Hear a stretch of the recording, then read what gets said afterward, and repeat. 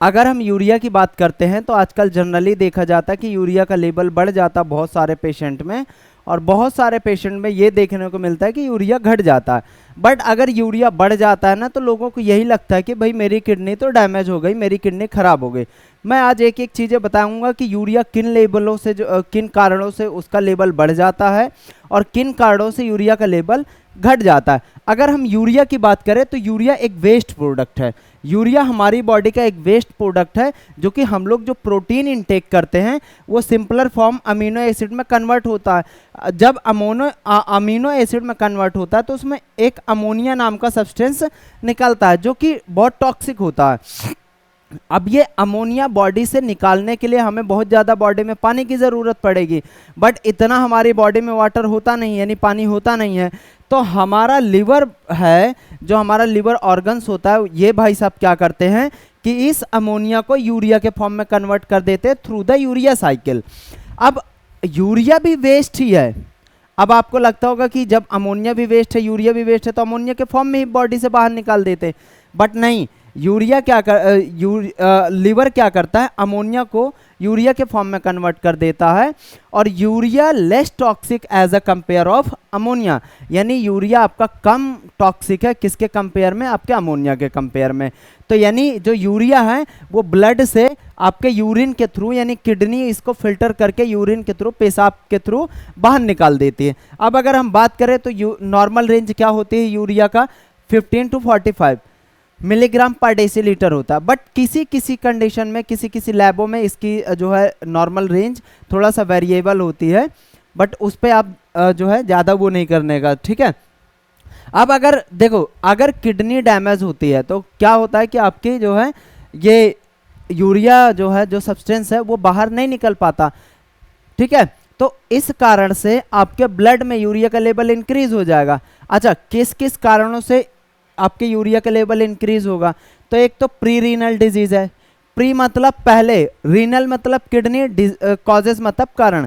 कोई ऐसा कारण है जो किडनी में नहीं है बट किडनी के पहले ही है, मतलब किसी बॉडी में ऐसी प्रॉब्लम है जिसकी वजह से आपके यूरिया में जिसके कारण से आपके ब्लड में यूरिया का लेवल बढ़ जाएगा। जैसे शॉक की वजह से भी यूरिया का लेवल बढ़ सकता है।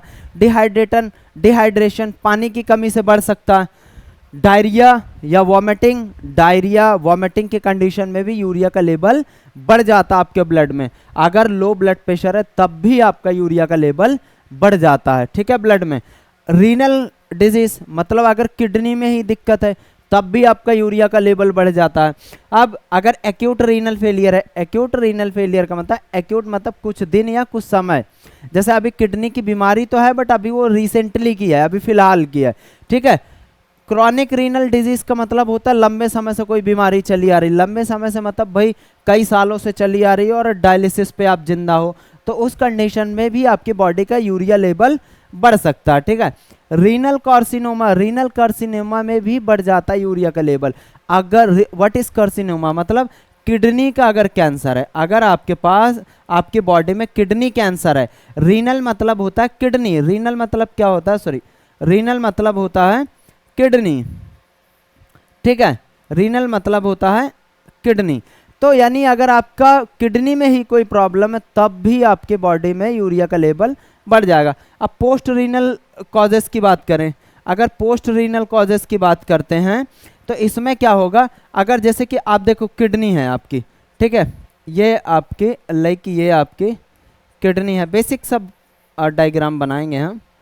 आप जानते हैं कि किडनी से दो यूरेटर आते हैं जो कि यूरिन को ट्रांसपोर्ट करके लाते हैं, जो कि आपके यूरिन को ट्रांसपोर्ट करके लाते हैं। अब इसमें कोई ऑब्स्ट्रक्शन हो गई, ऑब्स्ट्रक्शन मतलब रुकावट या बाधा हो गई, भाई कोई गांठ इसके अंदर बन गई या कोई स्टोन आके फंस गया, तो भी यूरिया का लेवल आपके बॉडी में बढ़ जाएगा, तब भी आपके बॉडी में यानी ब्लड में यूरिया का लेवल बढ़ जाएगा। तो आप समझ गए ना, प्री रीनल कॉजेस किडनी के पहले कोई बीमारी है, रीनल कॉजेस किडनी के प्रॉब्लम से भी यूरिया का लेवल बढ़ सकता है, पोस्ट रीनल कॉजेस मतलब आपके किडनी के बाद भी कोई ऐसी प्रॉब्लम है जिसकी वजह से आपके यूरिया का लेवल बढ़ सकता है, ठीक है।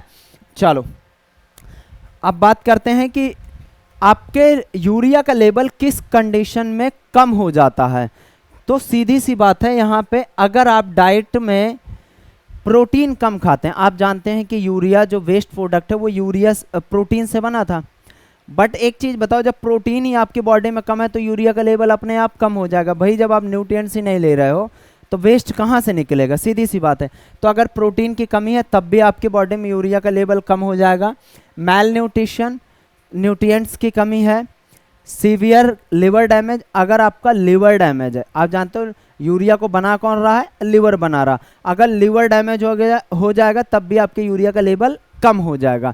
तो ये कारण है आपके यूरिया लेवल को कम करने के, ठीक है। अगर आपके ब्लड में अगर आप टेस्ट करा रहे हैं यूरिया लेवल कम है तो ये कारण है, ठीक है।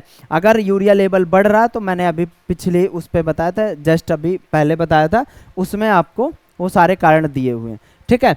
या आप drinking excessive amount of liquid and causes over dehydration, ज़्यादा आप जूस पी रहे हैं, ज़्यादा पानी पी रहे हैं तो उस कंडीशन में भी यूरिया का लेवल आपका कम हो जाएगा।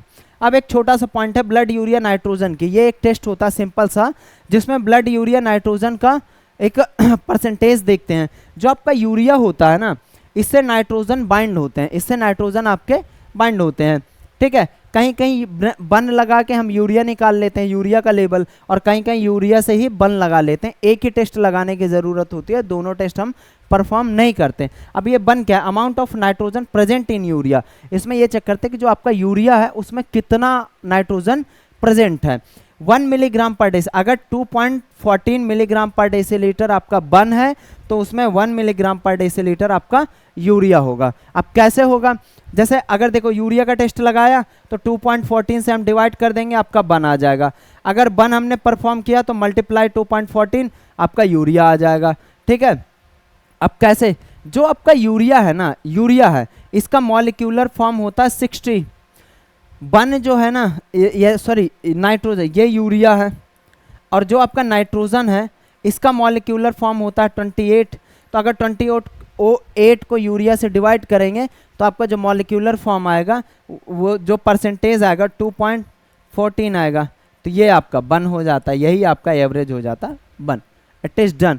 आप चैनल को सब्सक्राइब कर लो, ज़्यादा से ज़्यादा वीडियो को शेयर करो।